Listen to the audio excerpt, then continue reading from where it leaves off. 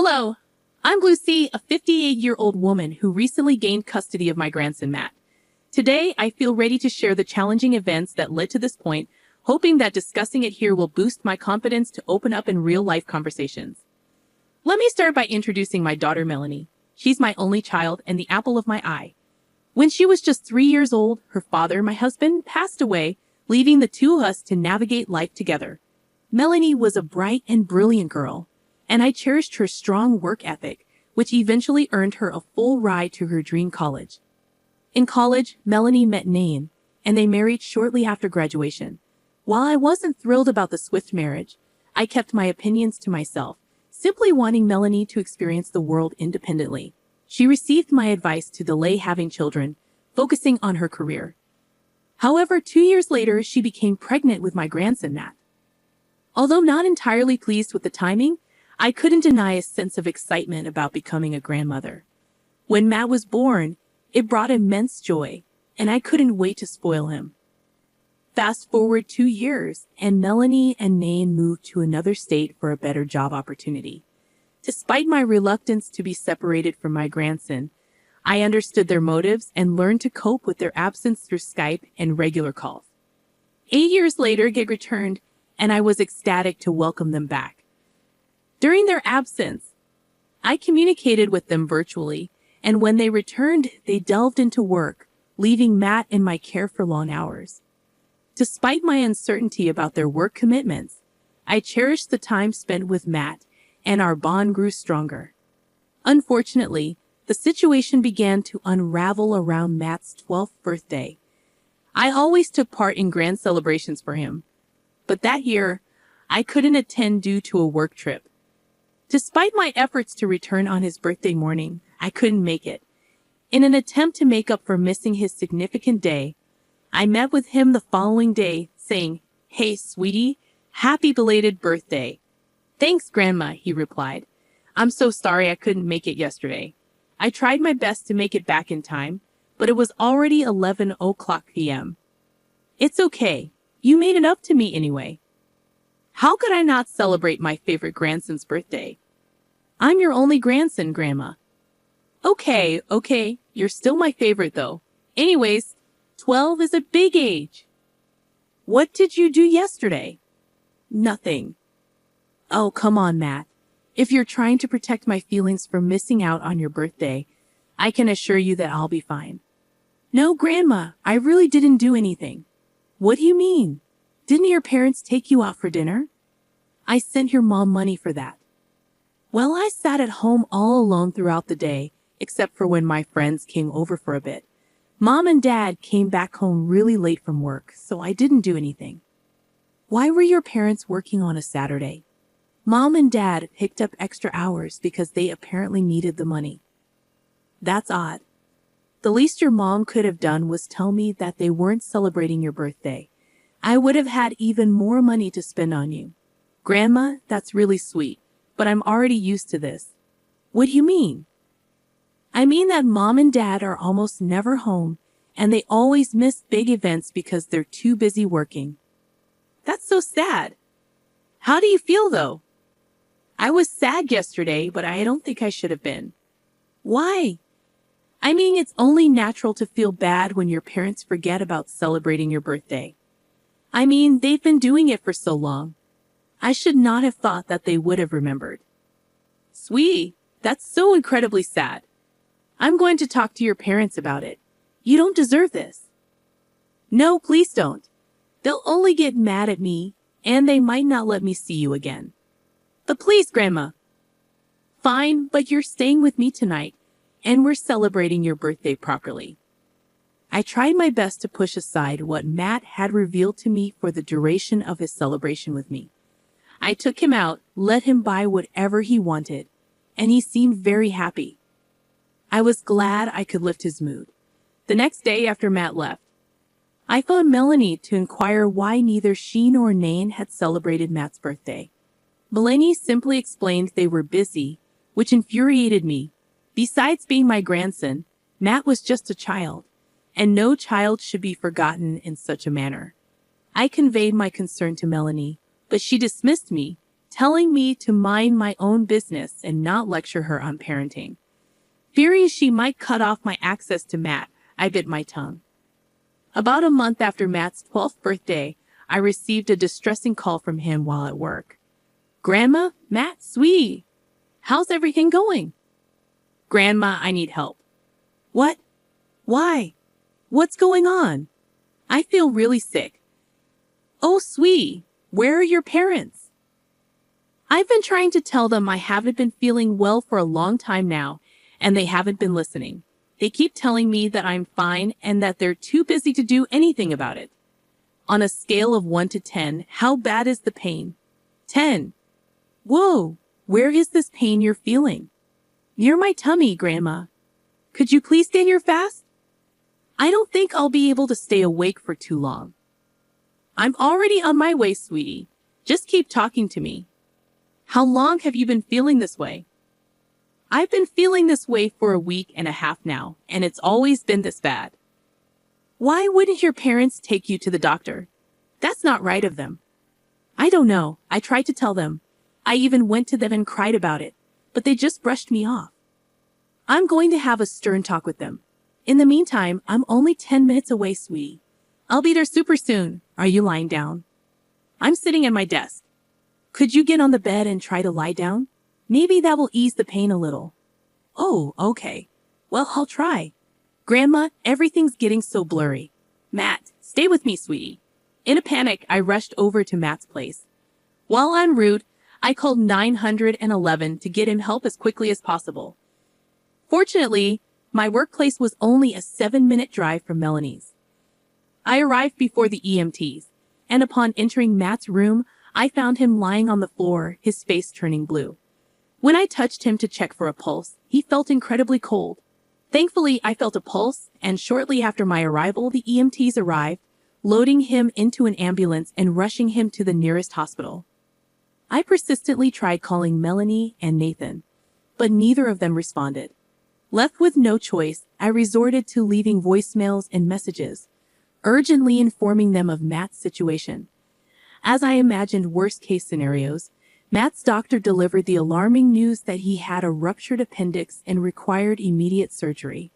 Anxiety consumed me as Matt was rushed into the emergency room, and I anxiously paced back and forth, struggling to reach Melanie and Nathan. My frustration toward them intensified with every unanswered attempt. Thankfully, Matt's surgery proceeded smoothly, and he regained consciousness shortly after being placed in his own ward. About an hour later, Melanie and Nathan finally arrived.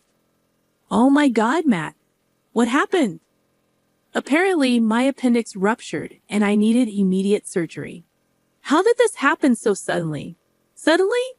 Matt has been complaining about this pain for over 10 days. But how were we supposed to know it was this serious? Are you being serious right now? As Matt's parents, both of you should attend to every pain and illness he has, regardless of how tiny or insignificant it seems. I don't appreciate you talking to my husband that way. I wouldn't have to talk to either of you like this if you just took care of your son. Are you accusing us of being bad parents? Yes, I think I've made it pretty clear. This was your only mistake, a mistake that could have cost Matt his life if he hadn't called me. Not to mention, both of you prioritize your work over Matt all the time. We do not. Tell me that when I've been picking him up at least 3 times a week from school because both of you forgot. We're working hard to provide for him.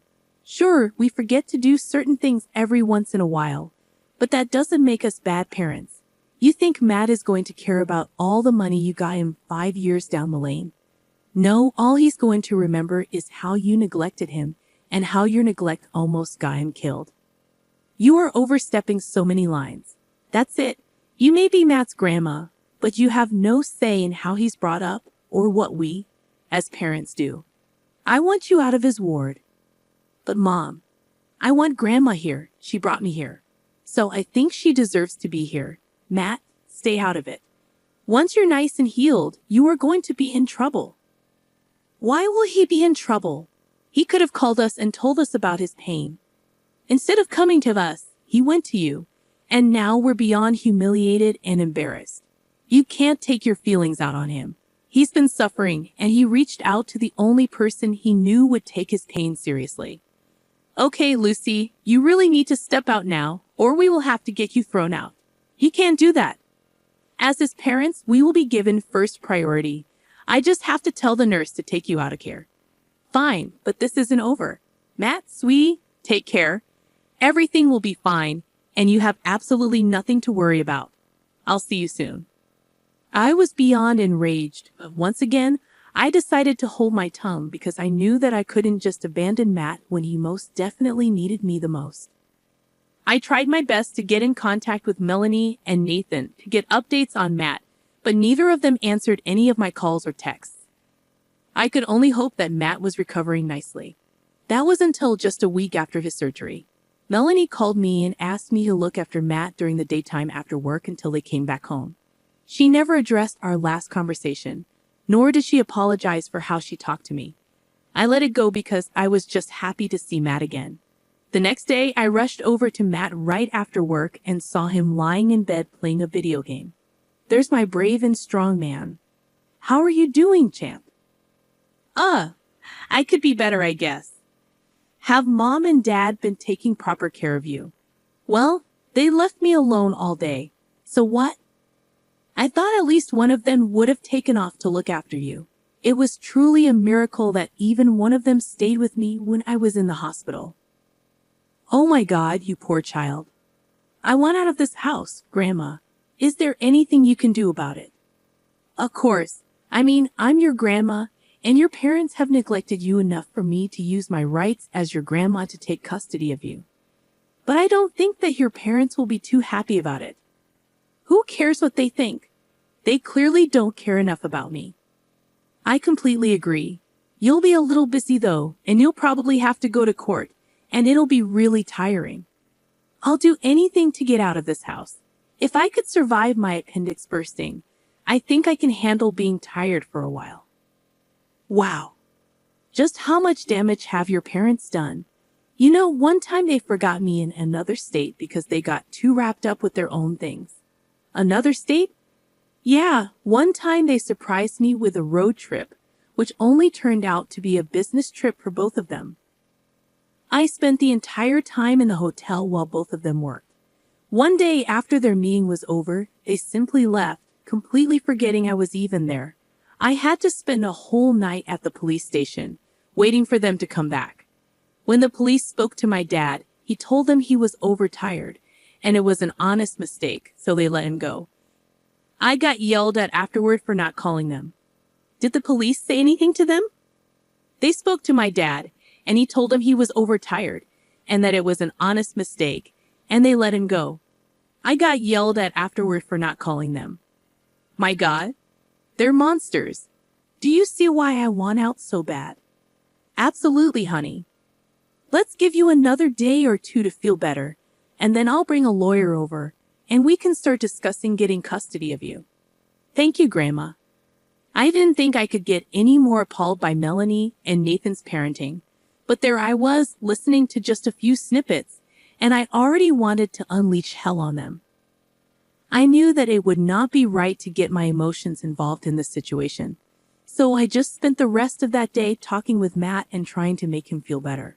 The next day, I took a week off work, and the first thing I did was get in contact with a lawyer. He advised me to collect as much evidence as I could about Melanie and Nathan's neglect, so I started to do that. Over the next 4 months, I got Matt on board and asked him to keep track of everything. We set up a hidden camera in his room so that every conversation was recorded. Gradually, we collected more than enough evidence, along with evidence from the past and testimonies from those involved. We had more than enough evidence to guarantee my custody of Matt. With that, I filed for Matt's custody, and Melanie and Nain were summoned to court. Of course, they did not take it lightly, and I got a very angry call from Melanie. What do you think you're doing? Oh, hi, Melanie. Do not try to be nice to me right now while you're trying to take Matt away from us. You have shown me one too many times how you neglect Matt. I don't want him growing up thinking that he's never cared for. That was one isolated incident, Mom. I've been speaking to a lawyer and to Matt. Matt has told me about all the other non-life-threatening ways you and Nain have been neglecting him.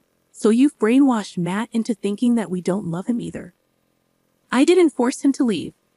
I believe he wanted to go a long time ago, but he didn't realize he could. How can you even say that? This is all you're doing. You had to throw a huge fit in front of him at the hospital, Melanie. I don't think you realize just how scary it was to walk into your home and see Matt lying unconscious and blue on the floor. It took everything in me to remain calm and get him the help he needed. Your nonchalance about everything that happened to him is only making me angrier. We are not being nonchalant. You haven't even been paying attention to him after he had his surgery. Neither of you even took some time off to look after him. He's been home alone most of the time. Oh, shut up, Mom. We invited you over. He was not alone. I only see him after I'm done with work, which is around the afternoon. You and Nain leave early in the morning and don't even get back until late evening. He's alone for a good portion of the day, and as far as I'm concerned, that's major neglect. How do you expect us to pay off the surgery? Huh? That was only more stress on us. Are you trying to blame Matt for something he had no control over? If the shoe fits, you know what will alleviate you of all this financial stress. If you let me take care of Matt, he's my son. Your son that you do not care for. You can either make this easy or I will drag everything you've ever done to Matt into the public. Are you threatening me? If the shoe fits, now I have to go meet with my lawyer. You have 3 days to give me an answer. Bye. I actually did plan to provide evidence of all Melanie and Nathan's neglect to our family. Nathan's family, along with their workplaces, because I saw no reason for people like them to have children. It was only a miracle that they lived close to me, so I had some form of knowledge of what was happening on the inside. Matt was upset that his parents just did not see why they were wrong, but I stood by his side and assured him that the way his parents fought was not influenced by him or any of his actions. 3 days later, Melanie and Nathan willingly gave up their custody of Matt to me. Let me tell you, I have never in my life seen someone as happy as Matt was when he found out that his parents were signing over their custody of him. Matt cried for a good 5 minutes in pure happiness.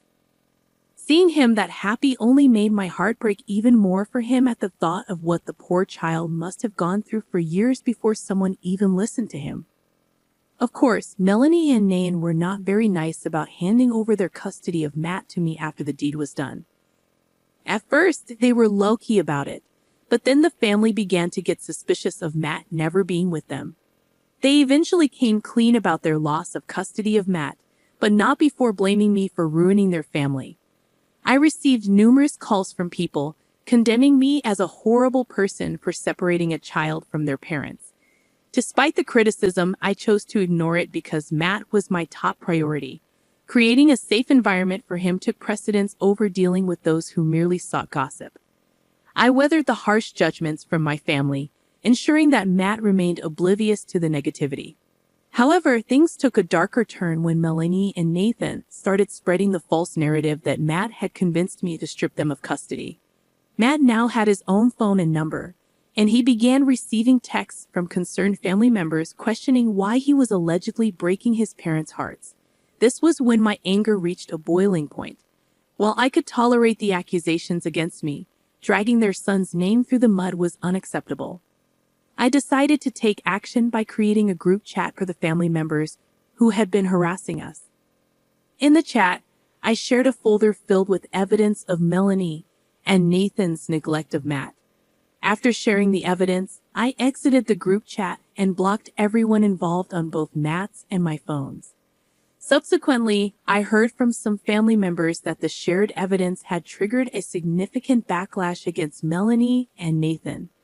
They were ostracized by the entire family, and even their employers were informed of their actions, leading to job-related consequences. While I could empathize with their situation, I couldn't overlook their cruelty and inhumanity. I chose to distance myself from any information regarding them, not just for Matt's sake, but also for my own mental well-being. Each mention of them increased my anger and blood pressure. On a brighter note, Matt has never been happier. He has returned to excelling at school and the joy in his life is evident as he frequently invites friends over. Humorously, I just about missing the quieter house before Matt moved in, but in truth, the child deserves all the laughter and smiles after everything he has been through. I am committed to protecting and providing for him, and I am confident that he has a much better handle on his life and himself, alleviating many of my worries. Thank you for taking the time to read our story.